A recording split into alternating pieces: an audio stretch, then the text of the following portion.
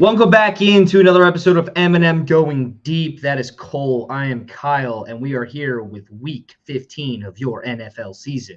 And we will be recapping Week 14. Cole, how was your weekend? How was your Thursday night? Beat Navy. Beat Navy. Oh, yes, it is Army-Navy week. Everybody strap in for a slobber knocker. Hey, what are they? A 9-2 Navy team against a 10-1 Army team. Close. A 11-1 Army team 11-1 because they had the championship game versus an 8-3 Navy team. So yes, 8 wins and 11 wins. Two very good teams. I think it's going to be a close one. They can both actually throw the ball now, folks. So it's not going to be that big, boring old game like it has been over the last couple of years. It will. Do we got any big news before we kick this off? I don't. Do you? No, I don't at all. All right, first down. First down is presented by Army-Navy Week, everybody. Army-Navy Week. Military. Thursday night football, the U.S. Army. The last week, Thursday night football, it was a great game. It was the Packers and the Lions. Lions 34, Packers 31. Hate to tell you, brother, but you guys should have won that one. Yeah, I mean, the biggest problem with the Packers is they can't put a full game together, and you can say that about any team that's losing games consistently, but the truth is I still think there's more to the best football is ahead of us if we actually can live up to our potential. This just makes me so I don't care if we are the 7th seed and we play the Lions on the 2 seed somehow and the Eagles beat the Lions out for the 1. Obviously that would I think I said on this podcast like 4 weeks ago. You if you end up playing the Lions in the playoffs, it's tough to beat a team 3 times. You said, your prediction was Packers would lose both games in the regular season and they'd win in the playoffs. But here's my thing. I really want to play the Lions in the playoffs. I think that's our matchup that it has to happen. I don't care. It's kind of like you just want to play the big bad wolf early on because you're either going to lose to them early on or you're going to lose to them later, or maybe you beat them in upset. So to me, it's whether we play the Lions in the wild card round, the divisional round, or the NFC Championship, you got to play them to get to the Super Bowl. And I'm not saying the Packers are even in the playoffs yet, but that's like the type of situation where it's frustrating because we had everything in front of us in this game, and our defense played well in the first quarter. Our defense played really well in the third quarter and got us back in the game. We don't have Jair, which is critical. We lost our top 2 safeties. Biggest frustrating part of this game, there's 2 things. The officiating was dog shit. And I'm talking about the Christian Watson OPI that they called on that drive where the Packers came down, scored a touchdown. We're going to be up by 4. Yeah. And then instead we kicked the field goal to tie it. And obviously that means you give the Lions 4.5 minutes or 5 minutes to drive the ball and just take the whole clock out and kick a field goal. One of the best running football teams. That's what's bullshit is, one, that wasn't OPI. Christian Watson literally lunged out of the way, did everything he could to get out of the way. He has every right to run a route, just like Kirby Joseph has every right to get out of his way so it's not defensive pass interference. So that was really frustrating. 2, they called defensive illegal contact in the first drive of the game to give the Lions a first down instead of having to kick a field goal on 3rd and long. So instead of getting 3 points in their first drive, they got 7. How did they do this? Because they called a ticky-tack call on Keyshawn Nixon. Meanwhile, they don't do that for us in the end of the third quarter with a play to Tucker Kraft. So that's bullshit. And then the last drive of the game, when we had them in 3rd and 11, and then our 2nd and 17, my bad, 2nd and 17, and they throw a 16-yard inbreaker to Amon-Ra St. Brown. Amon-Ra clearly shoves Keyshawn Nixon, and Keyshawn Nixon doesn't sell it enough, but he clearly gets shoved, and that's OPI. And that should be fucking 3rd and 27.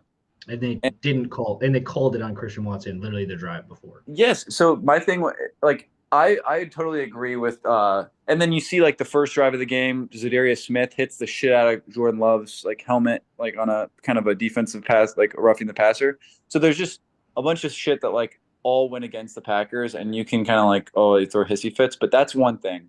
Um, the second thing I think is just we literally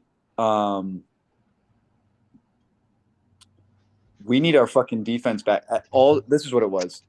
Last thing I'll say: Al Michaels and Kirk Herbstreit, they did nothing wrong, but the whole narrative of this entire the media and everything painted it as the Lions are banged up, the Packers, like this is a different Lions team playing. I hate it when they do like the whole injury thing because everybody has injuries by this point. Yes, my point is this. Okay, the Lions' defensive line, you're right. I mean, they had literally only Aleem McNeil as their starter, and then everyone else was kind of a backup.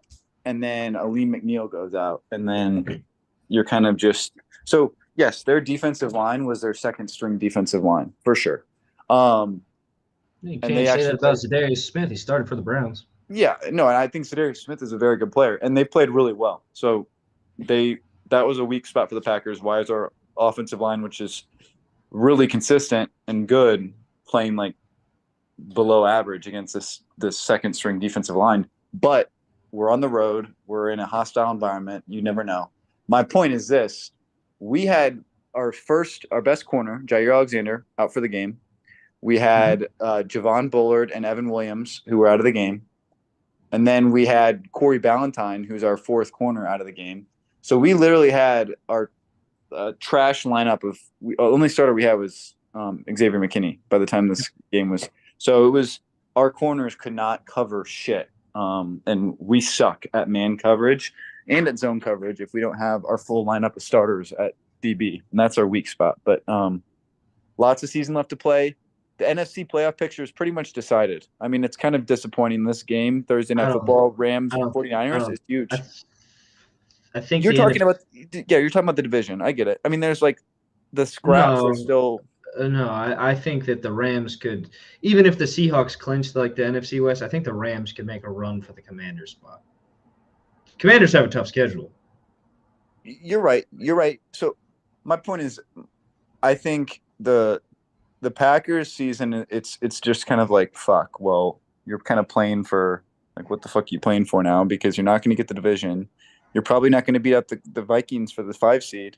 And now you're looking at, like, do the Eagles maybe somehow beat the Lions or, get the Lions 1 seed, which I don't see that happening. But it's going to be the playoffs are kind of just, blech, I mean.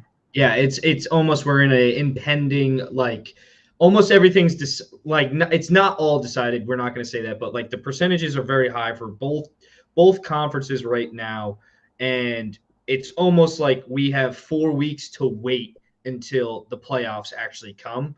And these teams that are in the playoff, yeah, they can jockey for position here and there, but I don't know how teams are going to approach it like this because this is like the first time in a while where it's been such a stretch in between that top layer of teams and then that middle tier of teams. Like I remember last year there was maybe 10 teams in the AFC that were up 7 and 6 and 7. Yeah, and could get into the playoffs coming down to the last 3 weeks of the season. Yeah. And like you feel bad for a team like the Bengals who really, I think, could do damage. I know their defense is bad, but like they have an incredibly lethal offense that's just fun to watch football. Hey, they got 3% chance, man. Yeah, and okay. I mean, it's like, yeah. Yeah, you feel bad for teams like that, but Bengals, we talked about it on this podcast, going into week 1, they always start slow. Dropping a game to the New England Patriots. Oh, do you think it's going to rear its ugly head in the end of the season? Yep, it did. But yeah, you can't lose those matchups. You mentioned the Eagles, Lions jockeying for that first seed. Lions have a much easier schedule. Their toughest game is probably this week. I know they have another matchup with the Vikings.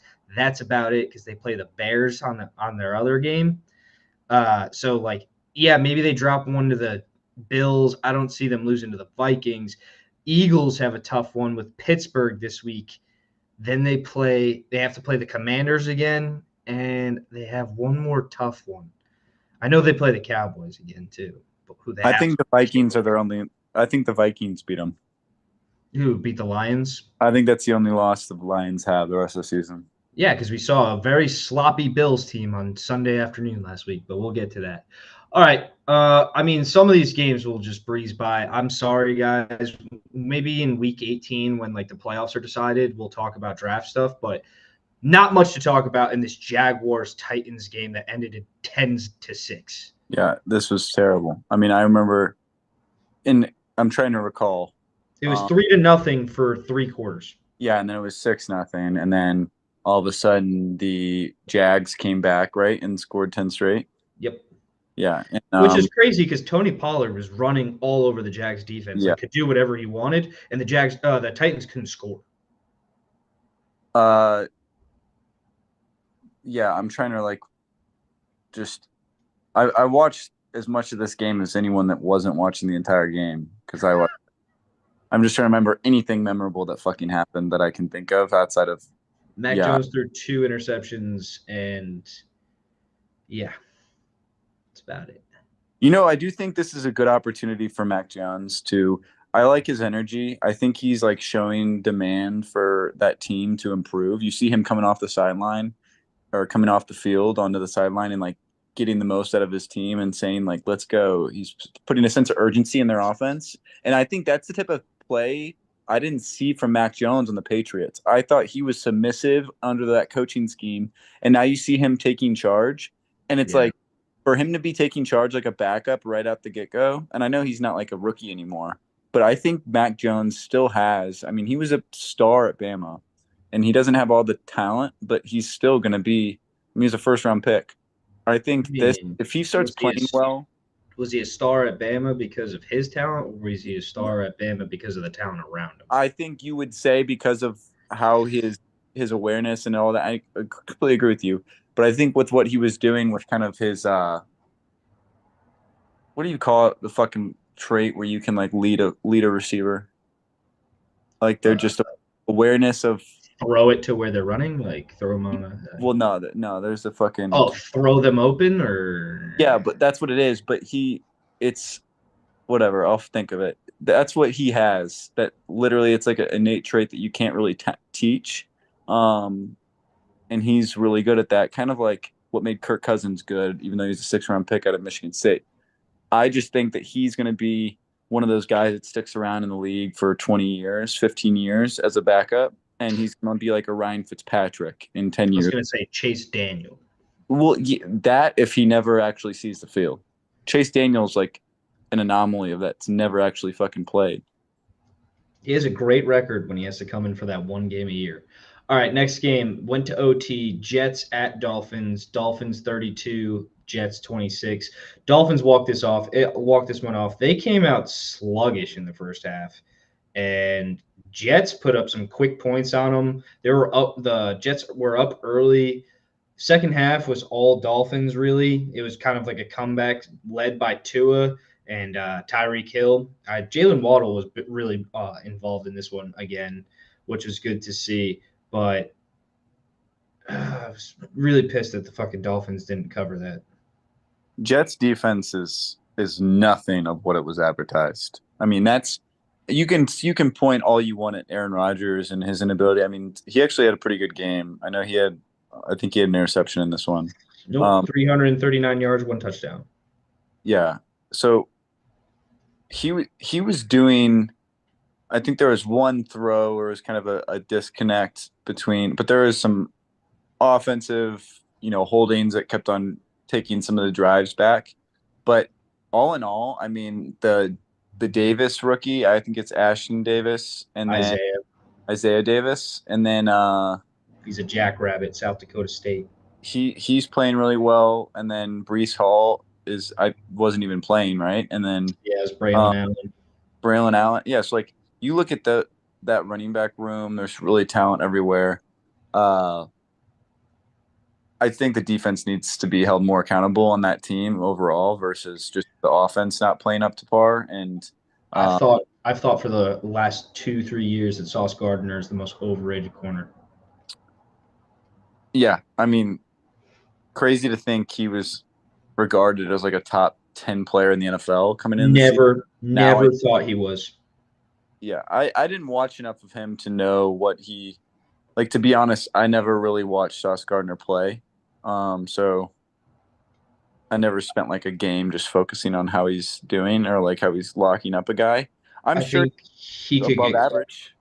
Yeah, he's above average, but I think I he can always get thought, called. I think he can get called for like defensive holding almost yeah, every play. depending Like on the ref crew.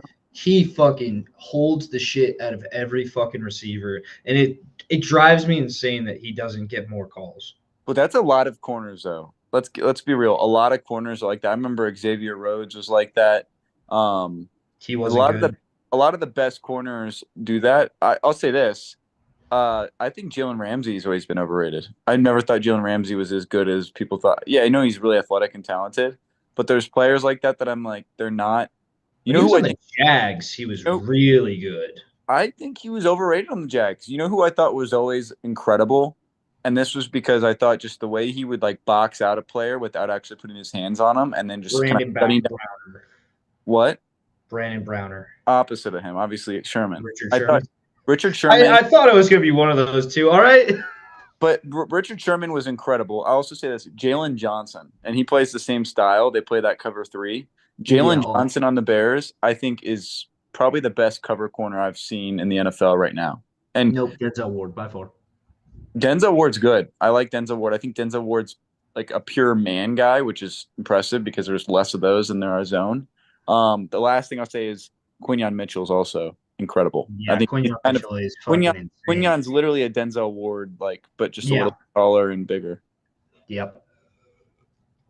Denzel just does things almost every week where I'm shocked that he's able to get his body into position to make a play slash get the ball up in the air and somebody else makes an interception or something.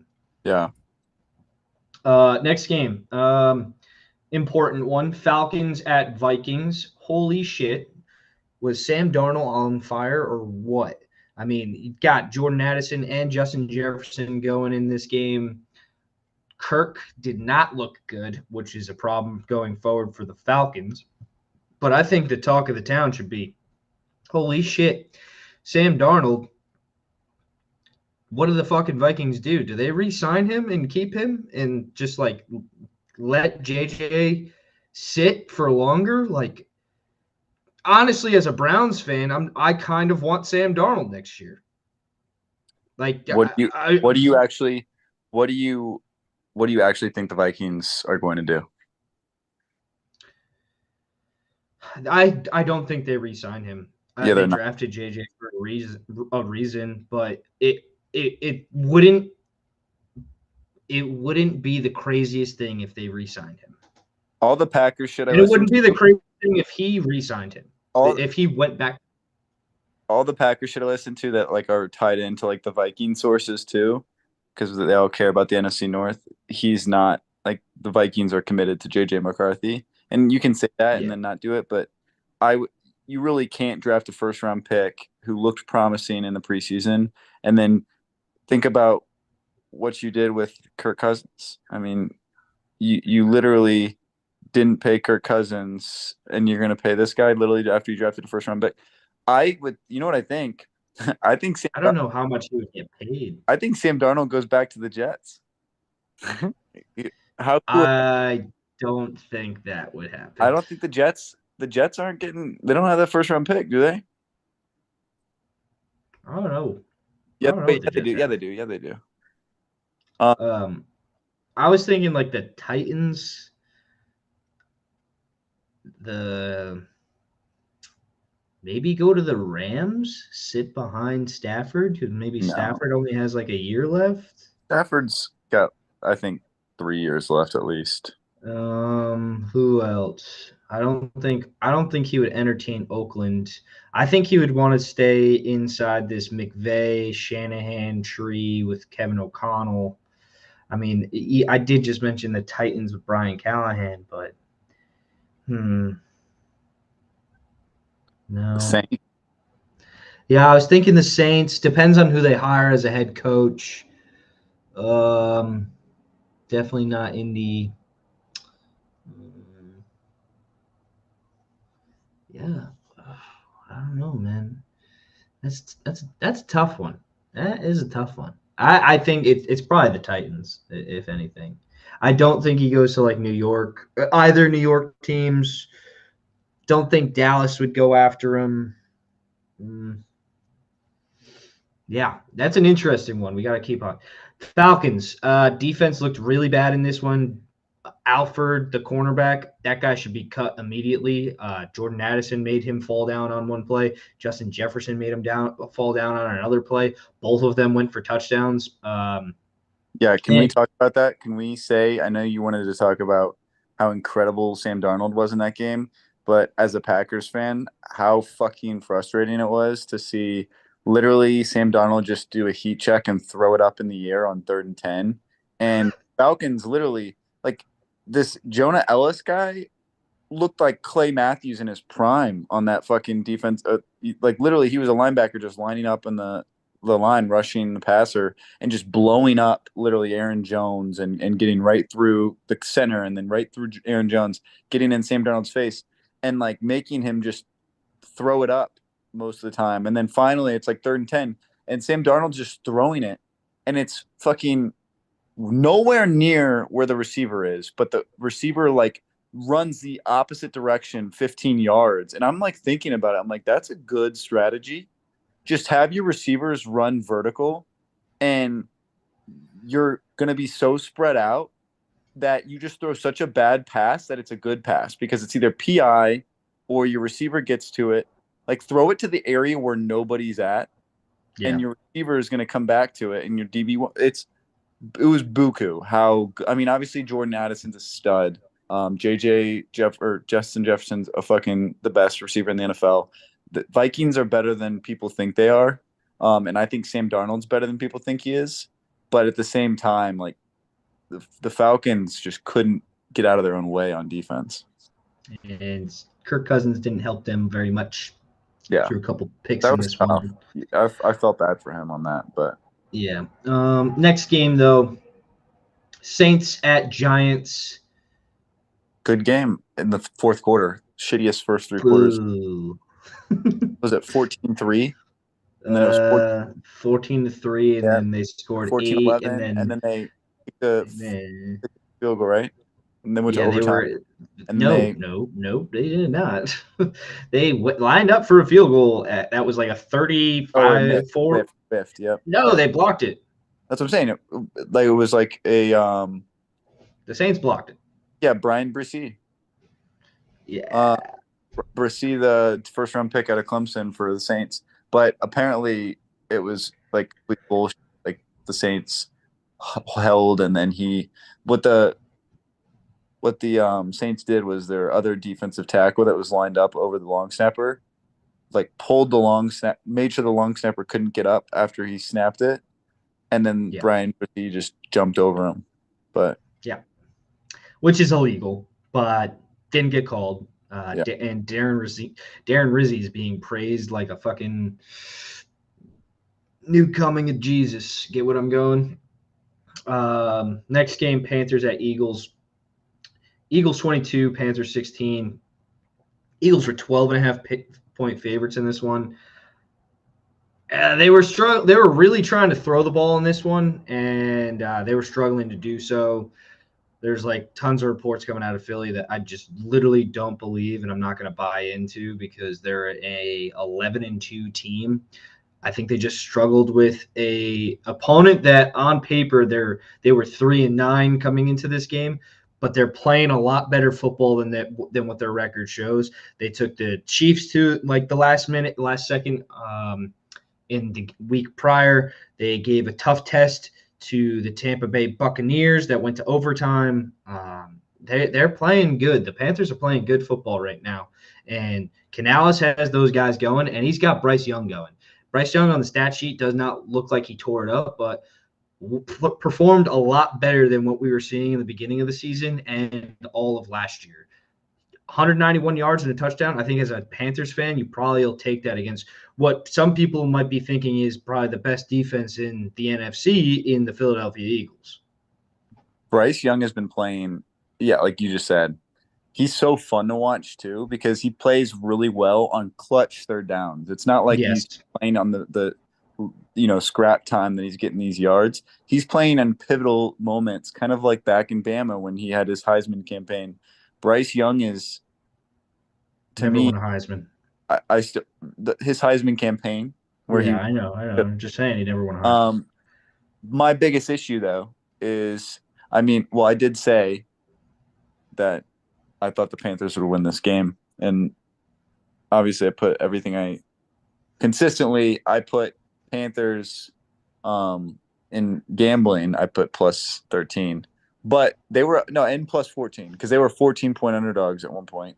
When it I think came to Sunday, it fell to 12.5. here's what I'll say. When we were talking about how the playoffs, so many teams are out of it, like you look at the schedule slates and like it feels like the last couple of weeks you've got like 2 or 3 games that actually mean something. Like the rest of them are like a 2-9 team versus like a 3-7 team. And you're like, what the fuck am I watching? The Panthers are one team that they play so hard and they're playing really well at the right time that like it's a team you don't want to play right now. And Not at all. they make football fun. Like even though they're not going to make the playoffs this year, I think the fan base is kind of buying into what they could be next year. They got a fresh young coach. They got Bryce Young who's playing incredible after he got benched and starting again. And they're kind of just all rallying around him as a team. And I think it's like encouraging to see a team do that has nothing to play for and then beat teams that are just privileged like the fucking Eagles. They've got a good one coming up where they can play big time. Spoiler. Obviously, the Falcons lose the first position in the NFC South, and the Tampa Bay Buccaneers have now passed them. But the Panthers have a matchup against the Falcons where the Falcons are going to try and get back into this playoff picture. But they do play the Panthers down this stretch right now. It wouldn't surprise me if the Panthers knock them off, and that decides Buccaneers win the NFC South. Falcons don't make it.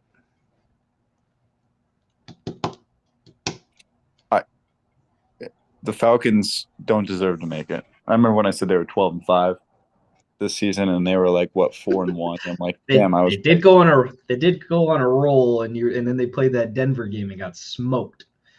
Next game, Browns at Steelers. Steelers 27, Browns 14. Browns need a kicker pretty badly, and Kadarius Toney shouldn't be rostered by any football team, but yet Andrew Berry decides that he is a good player and should be on the team, and Kevin Stefanski decides to let Bubba Ventrone put him out for punt returns, and that's a terrible idea. Say that again. Sorry. Kadarius Toney, terrible. Oh, yeah. Yes. What? Good thing he's cut. The fuck. Yeah, he did get cut this week.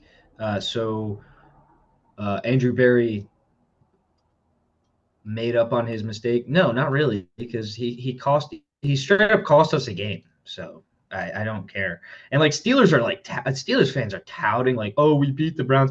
Guys, you already lost to us once this season, and we're in a lost season. We only have 3 fucking wins, and you're one of them. You're a third of our wins. You think that like we are like, big, powerful fucking Baltimore or anything? No, we already beat both your asses. Fuck you. Steelers fans are so fucking idiot. Like such idiots, dude. Oh my God.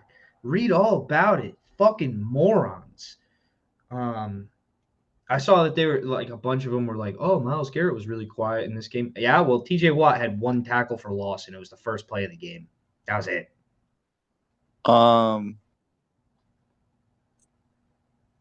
Yeah, I'll say what you guys have back-to-back plays. Myles Garrett had a fumble recovery and then a sack on the next drive. You haven't beat the Steelers since '94 in Pittsburgh. Is that right? Did I read that right? No, 2004. Oh, okay. So a long time. I think it was a Monday night football game in Pittsburgh. Still 20 years ago. I was living in my aunt and uncle's basement. That's crazy. That's 0-20. You guys play them every year, and you probably played in the playoffs once too, I bet. Yeah, we beat them in Pittsburgh in 2020. In the playoffs? Yeah, that's the Baker Mayfield game. Are they not counting that as part of the When's the last time you beat? No, because people don't want to admit that the Browns beat the Steelers in the playoffs. All right, next game. You and your Steelers, you can't do it when you're a terrible team. I can do it all day. I already beat them. You already keep. I already beat them. They're a third of my wins right now. I already beat you. I own you. Yeah. Keep Jameis Winston. Keep Jerry Jeudy. Get some offensive line pieces. Draft Abdul Carter. What's that movie? Draft Day. Abdul Carter, number 1. Or what's the note say? Fuck. What's I know Abdul Carter. I don't know. You don't know the movie Draft Day? I didn't. I watched it and it was okay, and I didn't want to watch it again, so I forgot it. I watch that movie every draft season. Yeah, because got the Browns. It's not. It's Kevin not. Costner The guys. Very original. They're trying to be like Moneyball. Dennis Leary is great in that movie too. They're trying to be like fucking Moneyball, and it's just not cutting it. And Jennifer Garner was very good in it too. The old guy that played in Smallville, he was good too. All right, on to the next game. Raiders at Buccaneers. Raiders 13, Buccaneers 28.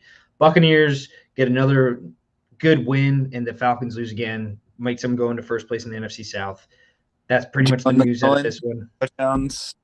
The rookie receiver stepping up for Chris Godwin's absence. Yeah, he looked good. Baker looked pretty solid, but he threw some ugly interceptions. Raiders need a quarterback in Aiden O'Connell. That's something in this game. Aiden O'Connell took like a little bit of a dirty hit, and he's done for the year. Yeah, who the fuck started for him? Aiden O'Connell? No, who the fuck came in for Aiden O'Connell? Oh, your favorite guy. Cincinnati. Hold on. University of Cincinnati. Desmond Ritter. Yeah, he fucking sucks. He actually did okay, though, right? I remember he had a drive. He played decent, wasn't great. Yeah, his drive was a field goal. Yeah, but I saw like one pass for 30 yards. I was like, wow. Desmond Ritter. Yeah. Undefeated at Cincinnati. They brought somebody onto their they signed somebody onto their team that was very, very funny name. I can't think of it right now. All right, next game was a pretty important one. Seahawks at Cardinals. Seahawks 30, Cardinals 18. Seahawks kind of fucking dog walked them, not going to lie. Zach Charbonnet looked really fucking good filling in for Kenneth Walker. Geno Smith didn't have to do much at the helm because Charbonnet ran for 134 yards and 2 touchdowns. Jackson Smith and Jigba continues to have a great season, 5 receptions, 82 yards, and a touchdown.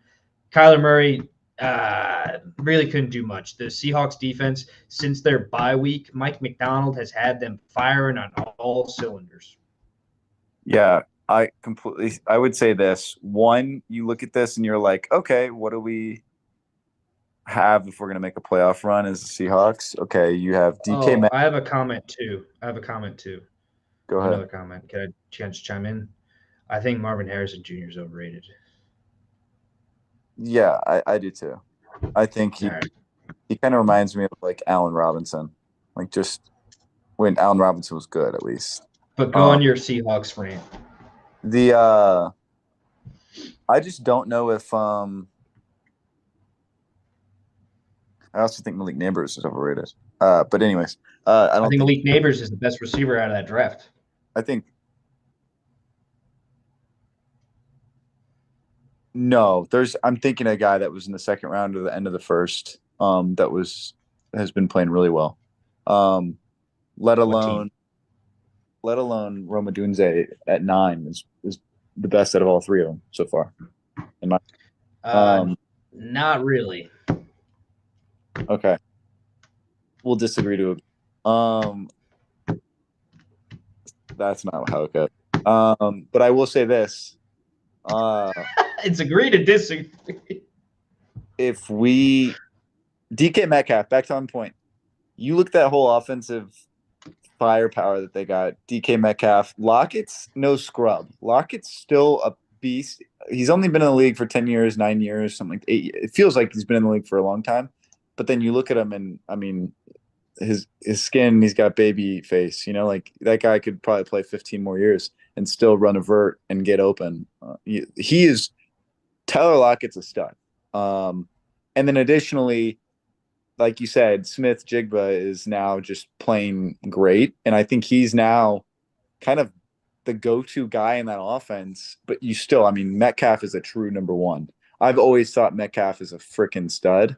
Then you've got Fant, who still incredibly gifted as a pass catcher. And we can't forget he was a really high sought after first round pick. But beyond that, Iowa guy. Yeah, beyond that, you talked about Kenneth Walker, who, when healthy, is one of the better running backs in the league. Zach Charbonnet is playing incredible. So they haven't had a great running game over this season so far, but like their offensive line is starting to put it together a little bit. Geno Smith, when being able to get protected, is really, really good as a quarterback, and I think he's very underrated. So offensively, I think the Seahawks are going in the right direction. They're really primed and set for, I think, the ability to make a run in the playoffs and kind of give it all to a team. Defensively, they're playing really, really well. Their defensive front seven is playing lights out. They have good backups or back end secondary pieces. Devin Witherspoon, fucking who's Tariq Woolen. Tariq Woolen, the lanky fuck. Kobe Bryant. Kobe Bryant. But yeah, they're and then Julian Love. Yeah, he's having an all-pro year. But that being said, yeah, the fucking Cardinals' first drive, they had that touchdown to Michael Wilson on like that 50-yard bomb from Kyler Murray, and I'm like, damn, they're turning this thing around from the last time they played 2 weeks ago, where it was 16-6 and the Cardinals did nothing.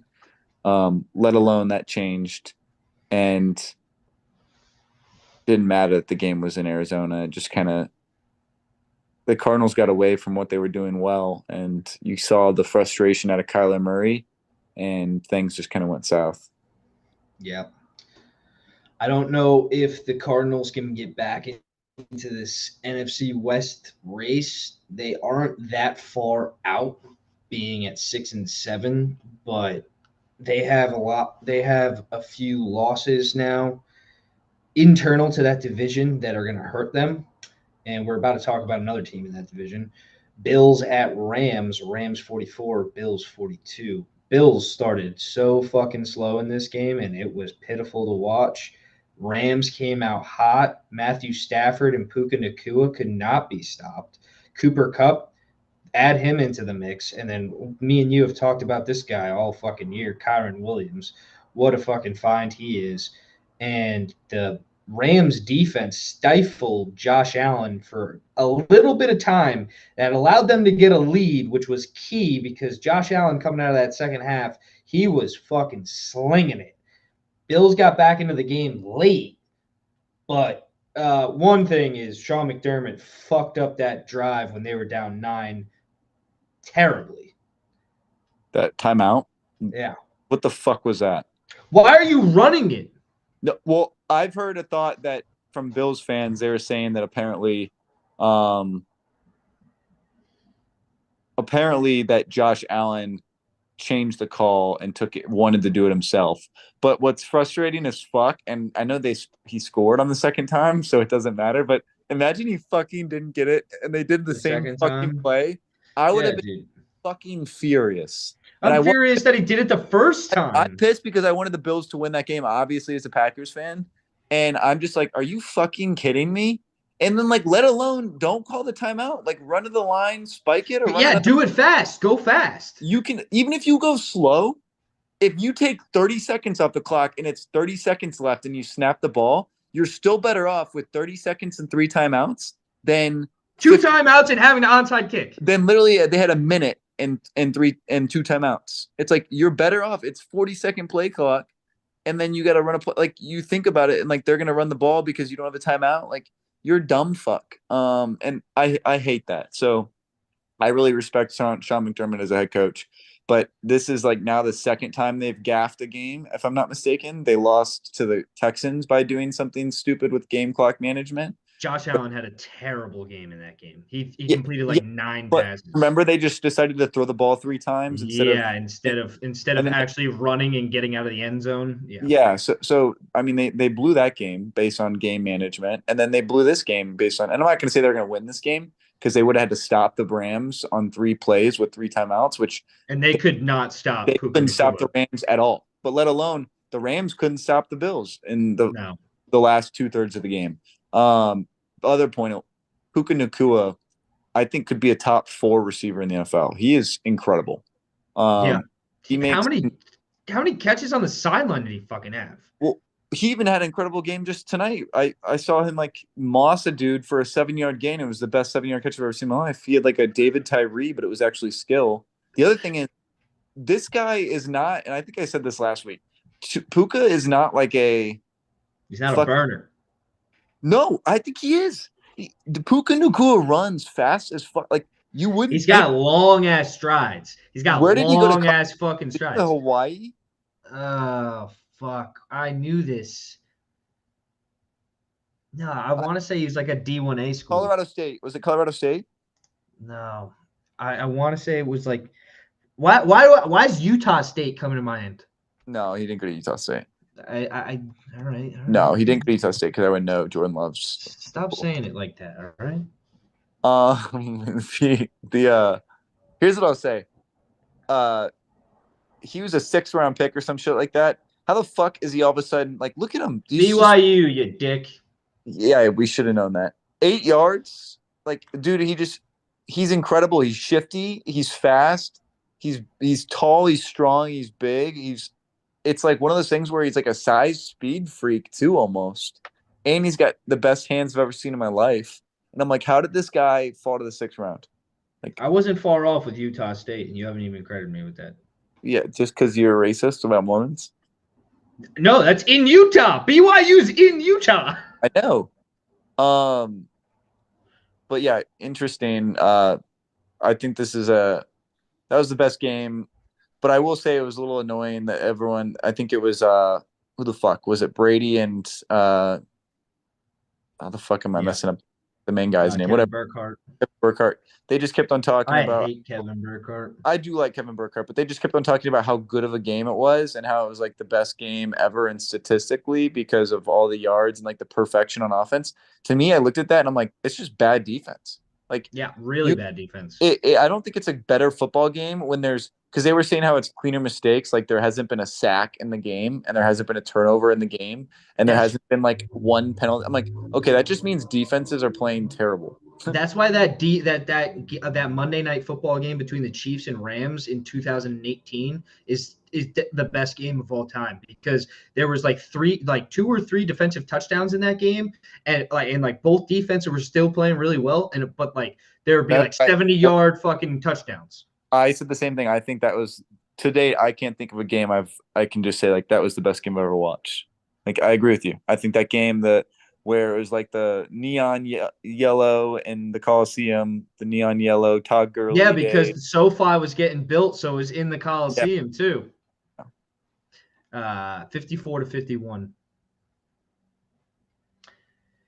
Anyways, are you fearful of the Rams? No, you know what I've thought about, and I actually texted my dad this earlier today, and he didn't actually respond, so fuck him. Nice. But I said that my dad does that. I don't know if we, like as a Packers fan, whoever gets the 7 seed, we want them to. And okay, if they win the division, that matters. But we want, I think, the Niners to win this game to make it 7-7 for both of them, and just kind of like add another loss to the loss column and kind of even it out. But okay, I want the 7 seed to just cause hell. Because the Packers are going to be a 6 seed, so we wouldn't play the 7 seed until the NFC Championship at the the luckiest state. So I just want the 7 seed to be the best fucking team possible. I don't care if it's the Niners, who is our kryptonite. I want the Niners to just bust through the fucking Lions and the Eagles I want the team that's going to be the healthiest and like the hottest, like kind of like the Packers were as a 7 seed that came in to Mhm. Dallas and beat the shit out of them. Like I want a team as a 7 seed that can really beat the shit out of teams now that we're a 6.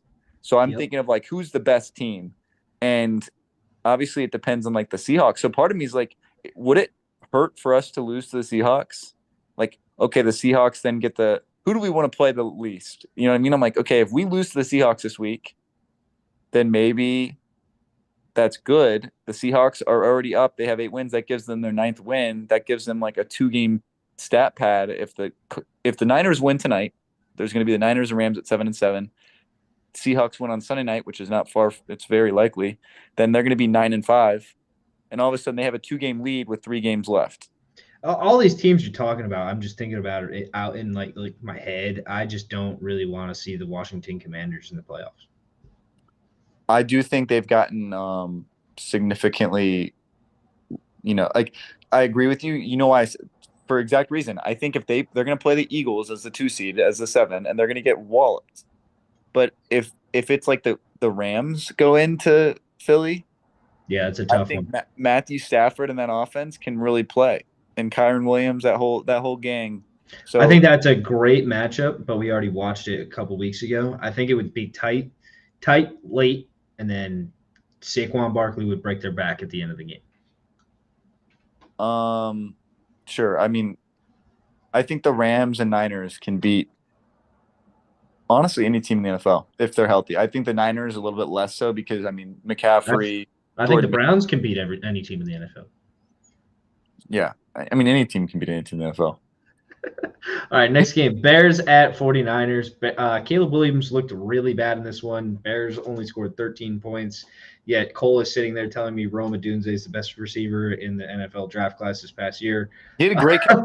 He He did had a have a great. great. He did. 49ers absolutely slaughtered the Bears, which they should have.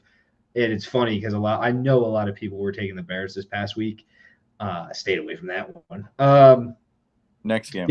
Yeah, next game, Sunday Night Football, Chargers at Chiefs. Chiefs got away with another one. Yeah, I They're winning all these games with black magic or like whatever they're fucking doing, like Harry Potter magic. And I don't think that is fucking going to be able to be done in the playoffs. And they're using up all of their crazy ass wins now. And I don't think we will see them win a game in the playoffs this year. I don't know. I turned that game off in like the right before Justin Herbert had those 2 drives to give them the lead.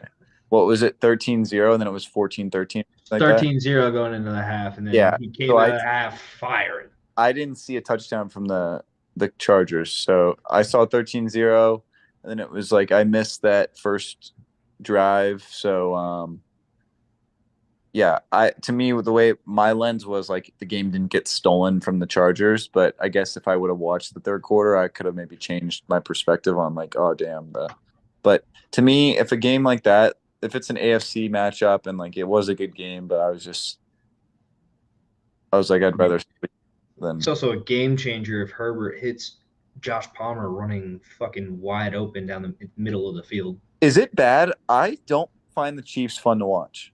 They're not. They are not fun to watch. They're not that great of a football team. They are very well coached, and they will win in certain situations. And they're very good at having the last possession in games in order to win the game. I've always found myself watching the other team to like in that game, Justin Herbert was taking strikes down the field, and I feel like every other play there's a deep post that he's throwing to Josh Palmer or to Quentin Johnston, and I just felt like it's. I'm not saying that the Chiefs aren't good. I still think they're a good team. I just think they're not like exciting like as a fan, a casual like oh let's watch the Chiefs. Like I only would watch the Chiefs if I'm a Chiefs fan.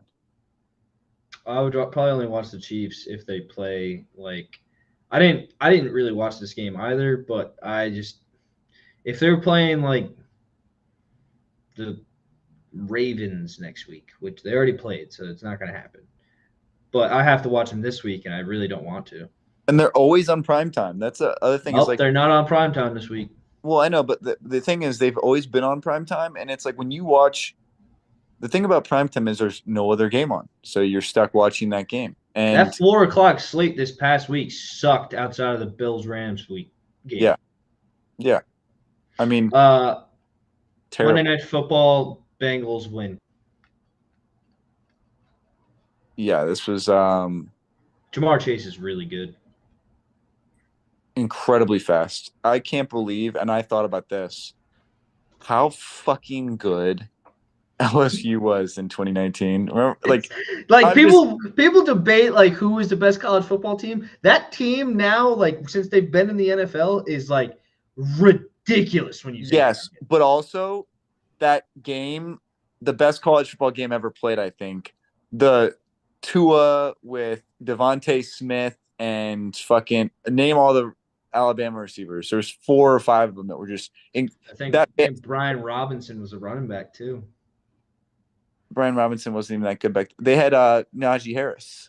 Like Yeah, they had a long, literally it was like Bama and LSU could field an NFL team from that game and still like go to the playoffs. Like they are so fucking good.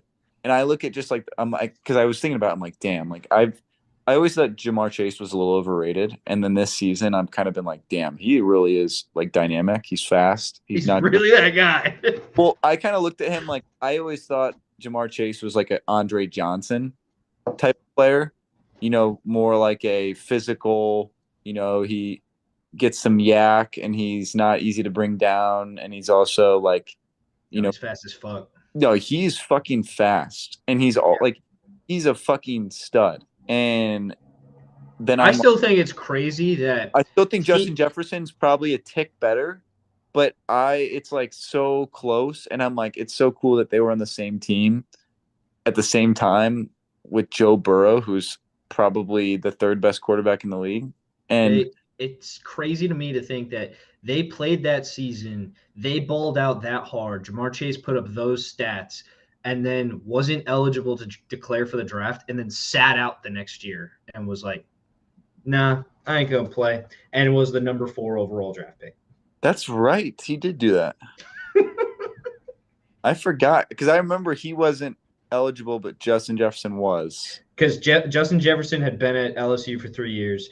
Joe Burrow was eligible because he was at Ohio for the last 2 years, transferred. They changed the rule that year, so Joe was able to play. He was a junior. And then, like, a bunch of the other dudes on the team were long time stays there. Jamar Chase was a freshman that year. Yeah. All right. Second down. Second down is presented by your armed forces. Go Army, beat Navy. Thursday Night Football, Rams at 49ers. I don't have a line for this game because it's already started 3-3. Cole's been giving us updates as we've been doing the podcast. Apparently, Puka Nacua is having a great game. Looks like Kyron Williams is having a healthy load of 14 carries, 44 yards in the first half. No, Puka Nakua's not having a great game. He's just no one on offense is having a great game per se. It's piss and rain. It's just defensive. Every single drive is a defensive highlight reel. So it's kind of just a punting highlight in defense. But I love a good punt. both teams are playing good. Both teams are playing hard, I should say, not good. Love that. But yeah, Matthew Stafford threw the first 2 drives just right to the defense. Like Hufanga has a cast on his right hand. It hit him right in the chest. Like could not have been worse pass and like easier interception. And then the first drive, that was the second drive. The first drive, Diamador Lenore just ran the route better than Cooper Kupp and just literally it looked like Matthew Stafford was throwing a slant to Diamador Lenore. And it went right through his hands. So, yeah. All right, on to Sunday. Have you looked at this slate yet? Because it's not great. No, but I expected it to be shitty. Oh, yes, I did. The 1 p.m. slate is fucking terrible. The 4 p.m. 4 p.m. The 4 p.m. slate's pretty good. Great. From what I remember. First game we got Chiefs at Browns. Chiefs 4-point favorites. Cole, who's the third leading receiver in receiving yards this year? Jerry Judy. Jerry Judy. Behind Justin Jefferson and Jamar Chase. What are you trying to say? You think Jerry Judy's going to beat the Chiefs? I think he can. But Okay. if Jameis and Jerry Judy had played the whole season, he stayed on the pace that he's at, Jerry Judy would be on pace for 1,900 This yards. is 100. This is what's crazy is this is the type of game where I think the Browns should be favored in. Like the Browns are just they beat I the think Chiefs. the Browns will beat the Chiefs by 10. I think the Browns are literally like the David that beats Goliath, but they will beat this team. I almost guarantee this. This is like my lock of the week, and I know I just don't think the Chiefs win this game. Browns win. I've been saying it for like 3 weeks that the Chiefs are going to lose this game. Yeah. All right, on to the next game. Bengals at Titans. Bengals 5.5-point favorites on the road. Got anything? No, next game. Joe Burrow throws for 3 touchdown passes. Titans. Next game, Commanders at Saints. Commanders 7.5-point favorites. You got anything? The only reason this game is this big of a spread is because fucking Spencer Rattler. Jake Haener is the starter. Really? They picked him over Spencer? Okay. Yeah. Well, you can get into this game at $26 because that's how bad the Saints are. Next game, Ravens at Giants. Holy shit, Ravens are 16-point favorites in this game.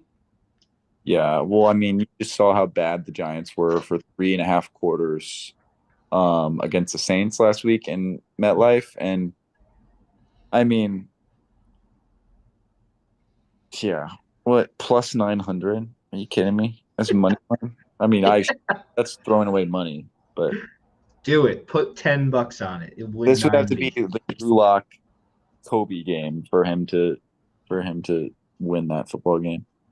All right, next game, Cowboys at Panthers. Panthers, for the first time in 30 games, are favorites by 3 points.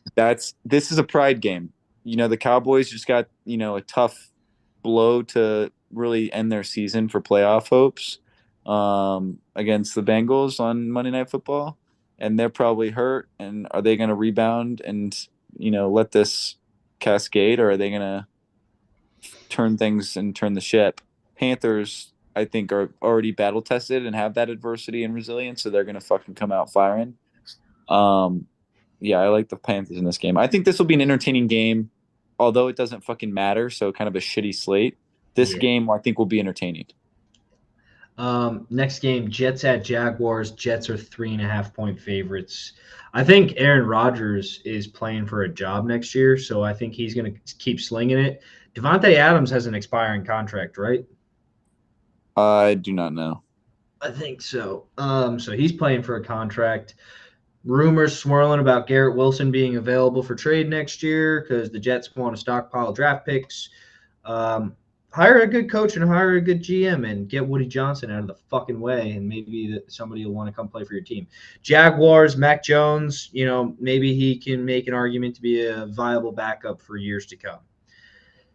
Next game, Dolphins at Texans. Texans 3-point favorites at home. Yeah, this is the best game of the 1 p.m. slate by far. Wow. What? Browns Chiefs is best game. You're right. I mean, if that game's close, that'll be a fun one to watch.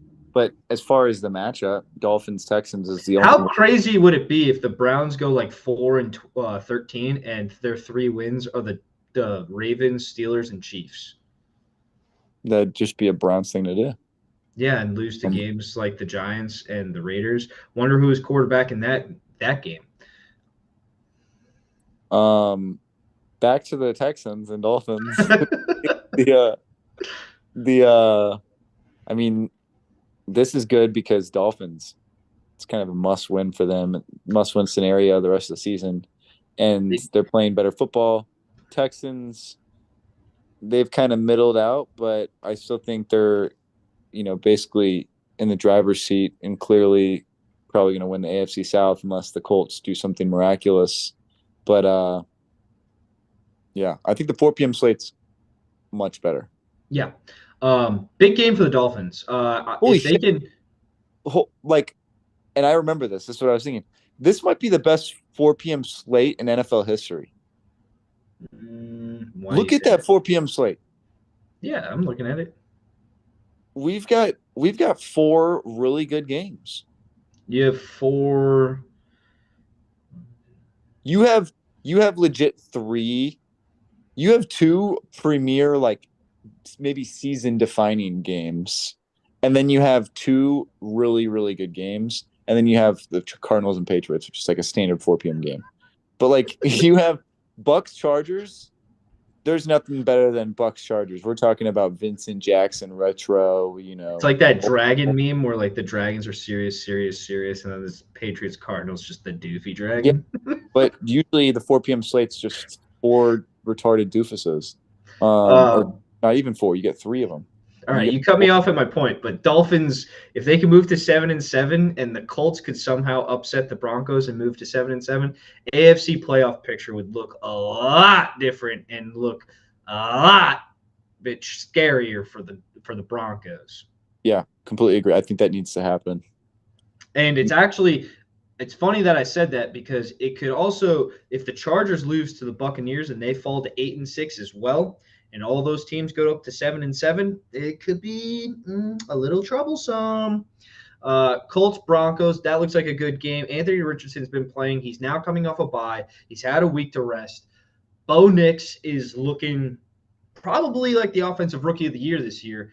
Had a tough matchup on that Monday Night Football game against the Browns. I don't think he looked that great in that game. I could see a bounce back game here for him, but I think the Colts are going to pour it all out for him. Yeah. Brock Purdy just threw a terrible pass. But I do think Anthony Richardson I know you're saying he's been playing well or he's whatever. I think he's overrated. I don't trust him. I don't think the Colts can win and get to the playoffs with him, but I also want them to. So let's see if 6'5" and speed and arm strength can do it. AR-15, baby. All right, next game. Cole's been already gassing it up. Bills at Lions. Detroit, 2.5-point favorites. This is to me, it's an easy Detroit win. I'm sorry, I just don't see the Bills the way their defense played, even standing a chance against the Lions. And I'm not saying the Packers are that much better, if at all, better than the Bills, but I think they're just they match up better against the Lions, and I think the Bills offensively can really bring some firepower. But I think maybe the defensive line. I haven't checked the injury report. Maybe I this think Keon Coleman and Dalton Kincaid will play in this game for the Bills. that to me doesn't matter. To me, like doesn't matter who's actually playing receiver for the Bills. I think Dalton Kincaid's a little bit good. Keon Coleman is a guy. And I could be wrong, but from what I've seen, Keon Coleman is a guy. Kind of like your point, this rookie class of receivers is mid. I think Keon Coleman's just a dude. He's been playing very well before he got hurt. Next game, Steelers at Eagles. Eagles 5.5-point favorites at home. Ooh, this is a gritty one. The state of Pennsylvania battle. Yeah, and 5.5 favorites. That's interesting. I think it's because no George Pickens. Yeah, I mean this could be one of those games where the Steelers defense plays incredible and makes it a really good game. We'll see. They only get that when they play at home. I think Eagles. Patriots at Cardinals. Cardinals 6-point favorites. Next game. Buccaneers at Chargers. Chargers 3-point favorites at home. I think Lad McConkey will be back. It's big for the Chargers. Chargers have played a lot better at home than on the away this year. They're 4-2 at home. Buccaneers are 4-2 on the road. AFC versus NFC. Cole's gonna be rooting for the Chargers. I'll probably be rooting for the Bucks. This is, I think, the best game, and when in terms of like both teams, so much on the line. Oh yeah, I think Seahawks Packers is huge too, but I mean that's a little we're bit. about to talk to you about that game. Let's go. Packers at Seahawks. Packers 2.5-point favorites going on the road to Seattle. Yeah. I think Seattle has this one in the bag, to be honest. I think their defensive line's been playing great, I think their defense is really going to give us a hard time. It's going to be one of those wake-up call games that the Packers have, where it's really like, hey, what are we? Figure it out. And we're going to have to put it through the ringer in the 3 games. Yes, Seahawks, they're going to take advantage of our banged-up secondary, and who knows? Geno Smith has a career day. Packers have like a losing streak in Seattle, right? Like 0-5, last 5 or something. Yeah, they haven't won in Seattle since like 2007 or something like that. Deebo Samuel just dropped a touchdown on 3rd and 10. Leads the league in drops. Monday Night Football, Bears at Vikings. Vikings 7-point favorites. The wheels of the Bears season really came off last week. Obviously, they fired their coach. They fired their offensive coordinator. Caleb Williams is having really a hard time in the NFL right now. If the Bears could sit out the rest of the season and just have a prayer circle with Caleb Williams, I think they would definitely opt for that. But you got to play these games, and he's got to learn. And I don't know what the best thing is for him right now, but the Bears really got to take a long look in the mirror and evaluate who they want as a head coach and who's going to lead this guy, because it's teetering off the rails real fast here. Mm-hmm. For sure. Wait, hold on. Why are there 2 Monday Night Football games again? Because we're back to everybody playing again. Bye weeks are over. Fucking hate that shit. And also, when they get into December like this, they start doing that because college football starts having like a sporadic schedule, so they don't own Saturdays. Yeah, I mean, this is for next week's episode, but December 21st is the best day of football like ever. There's like college football playoffs, and then there's like there's Steelers, Ravens, Chiefs play the Chargers, I think. I don't know. Like there's 3 good games in the NFL, and there's like 3 really good games in college at the same time. I'm going to let you know, like 2 weeks from now, we're probably going to have to record on Tuesday, on Christmas Eve. Yeah, I'm not doing Christmas Day. Yeah, I'm just saying that I'm busy on that Thursday. But anyways, podcast. Falcons, Raiders. Falcons 4-point favorites. Yeah, what a shit Sick. game. Monday night slate. Great Monday night slate. Third down. Third down is presented by Army. Go Army, beat Navy. Who is your lock of the week, sir? The Browns. Browns are your lock, not your upset? No, hold on. The Ravens. I'm sorry. Ravens. Okay. My lock of the week is going to be I don't even know. I'll take the Bengals. Fuck it. Who's your upset of the week? Oh, locks. Last week, Cole lost by picking the Packers. He falls to 8-6. I picked the Buccaneers. I was 9-4. I am now 10-4. Upset of the week, Cole's going with the Browns. Last week, he picked the Bears. They lost 3-11 on the year. I'm going with the Browns as well, 3-11 on the year. So if you're taking track of this, take the opposite, because we've been very wrong about our upsets this year. Who is your best and sneakiest matchup, Cole? 4th down.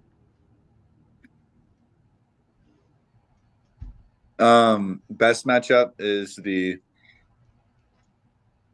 Bucks Chargers. Sneakiest matchup. Shit. Let's go Cowboys Panthers.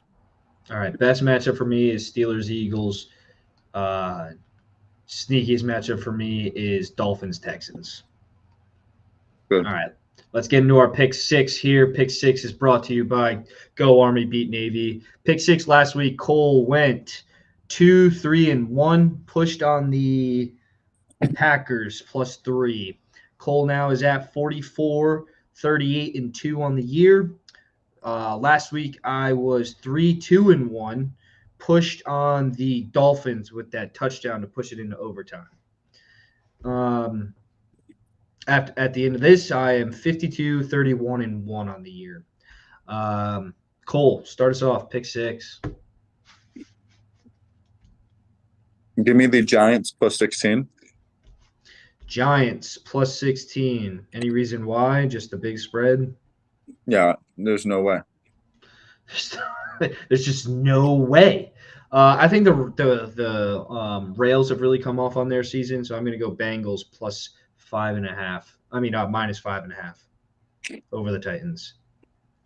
I think I've picked the Titans back-to-back weeks because I thought they were playing pretty well. They've laid an egg against the Commanders, and then last week playing the Jaguars. I don't know how the fuck you lose that game. Give me the Browns plus 4. Browns plus 4. Any reason why? They're gonna win. Okay, I'm going to take the Browns plus 4 as well because I just they're in Cleveland too. I don't know. Something magical's about to happen. Give me the Seahawks plus 2.5. Seahawks plus 2.5. Any reason why? They're at home, and we suck in Seattle and the West Coast.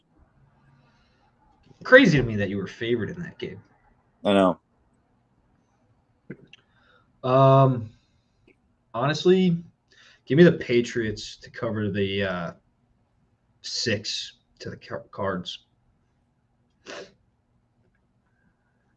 I just think the Patriots were playing pretty well going into their bye week, and they are coming out of the bye. I think Drake May be the best quarterback in this draft class right now, outside of maybe Bo Nix, and I think he could keep them in this game, and it might be close. Bucks plus 3 because they have Baker Mayfield, and they have a better supporting cast than the Chargers. It'd be interesting with Ladd playing. Chargers don't have a fucking home field, so that's another thing. Yeah, they don't really have a home field. You are right about that. Give me Vikings minus 7. I think the Bears season has gone to waste, and the Bears in recent memory on primetime games are awful. I'll do the same thing. Vikings minus 7. Vikings minus 7. I will also take – I'm going to be ballsy here. I'm going to go Falcons minus 4. I just think that they have to right the ship right now. I think the Raiders are the perfect team to do it against. But while I'm saying this, I also can think Brock Bowers might go for 250 yards against them. Yeah, give me the Broncos minus 4. Do I have another one? This is your last one. This is your 6th. Broncos minus 4. Okay. Give me the Dolphins to cover 3 against the Texans. I think the Dolphins are playing a lot better football. I think that the Texans are actually not as good as a lot of people think. They were a lot of people's Super Bowl contender this year. They have yet to show it. C.J. Stroud looks like he's missing something, kind of in a sophomore slump. And Tua and the gang have been playing a lot better. And if things fall their way this week, they could find themselves in a wild card position or within striking distance to get back in the wild card.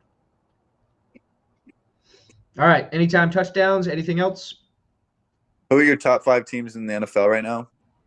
And then who are your top 5 teams that can win a Super Bowl? Let's do that. Because I keep on hearing the way I care about it is who are the top 5 teams that can win a Super Bowl this year?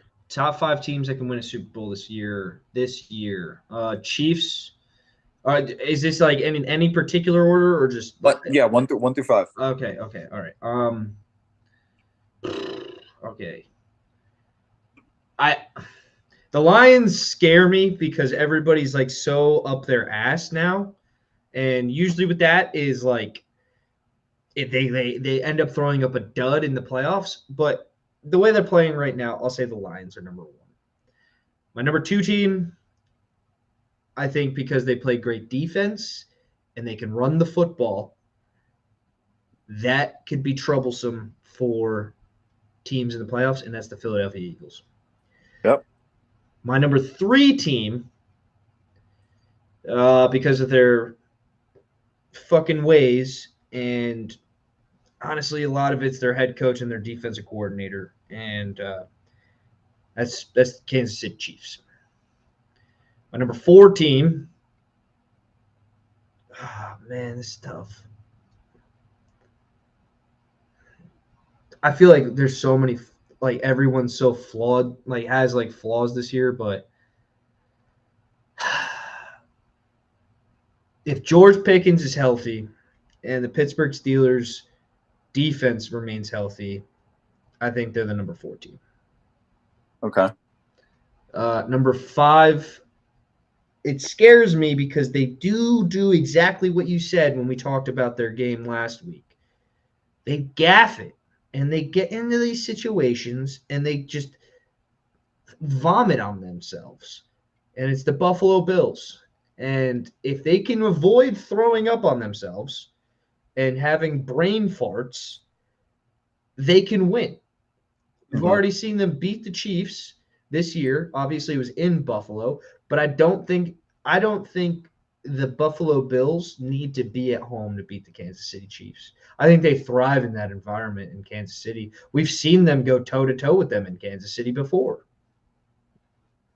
The wild card is the Ravens. I don't know what they are.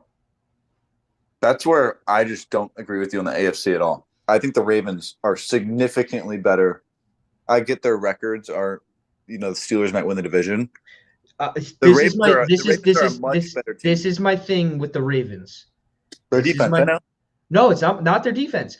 In games against the Chiefs and the Pittsburgh Steelers, they fucking don't know what they're doing on offense anymore. They lose their head and they can't, and it takes them too long to figure it out, and then they throw up what they did in the AFC Championship game last year.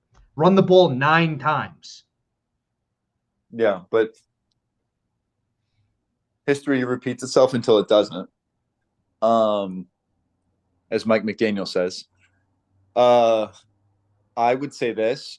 I agree with you on the top 2. I think it's clear the Lions are the best team in the NFL. I think the Eagles are the best second team in the NFL, and I think it's clear. AFC, then I start thinking I think the Bills are the best team in the AFC. I think Bills are 3. And then I would probably put the Ravens 4. And I'm putting the Chiefs 5, and I'm putting the Packers 6. And that's to me, like, I think the Steelers are like they have about as good of a chance to make the Super Bowl, I think, as like the Rams. Like, I think they're like that level of team. I don't think they are a team that, maybe because the AFC is kind of weak this year. Like, I think they have a like, I don't know. Like if the Chargers had a pedigree, I think the Chargers are a better team than the Steelers. But the Chargers don't have a pedigree where they have a coach and an organization that makes the playoffs. So I think they're going to have like a hiccup year with Jim Harbaugh having to like coach them through how to fucking win. Mm-hmm. But no, I just think it's like to me, I always try to like size up where the Packers are and like the best teams in the NFL. And I was like, oh, they're 5. I thought they were 5, and I'd kind of take it back. Like, I would put the Chiefs over them. But I initially had the Ravens and the Packers, and I had the Chiefs after the Packers. My thing about the Packers, and we've talked about it, you even mentioned it when we went over their game, I don't know what version of the Packers we get every week.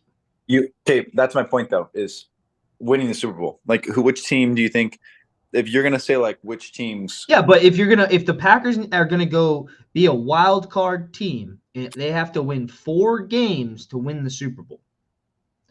I don't know what Packers team I'm getting week in and week out right now. Terrible. Even when they play terrible and they lose, they're down 28-0 to the Vikings. They come back and they lose 31-28. Like, yeah. I'm saying the Packers can still, even when they go down 4 touchdowns in a game, can make it a game. So my point is, even when we're terrible, we're still playing close. Like, we've lost, our 4 losses are to the 3 best records in the NFL, minus the Chiefs. I'm trying to think of one of the games I'm thinking. We lost to the Lions twice. We lost to the Eagles. The Panther game last year. Yeah, that was literally a year ago. Yeah, I know. But, like, it's almost the whole same team. Think about the Chiefs. All the fucking bullshit games they almost lost this year. Think about the Eagles. They should have lost to the Panthers if Xavier Leggett holds onto the fucking ball. Yeah, but what we know in the playoffs is if you start slow, it's a lot tougher to get back into the game.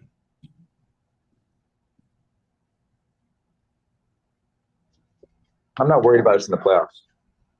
I think you are a dangerous out in the playoffs, and I think that you are right that the Packers deserve respect and should be in that category of teams that can win it. Who do you think's a better team, better chance to make the Super Bowl? The Vikings or the Packers?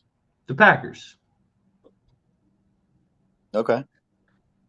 I don't think that like Sam you got to Darnold. remember.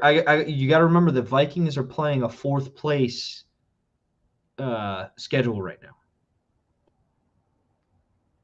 Yeah. I think Sam Darnold also might be a little bit. I don't know. There's a little bit of overhype to him. They would draw what, the NFC South champion or the NFC South champion. That'd be a good game, Bucks Vikings. I wouldn't put it past Baker Mayfield winning that one. That would be a good game. That'd be a good one. All right, is that it? Yeah. All right, as always, thank you for tuning in to another episode of MnM Going Deep. We love you guys. The week after that's Christmas, so you'll get one more episode of us, and then we'll probably go on a funky schedule. So, as always, go Brownies.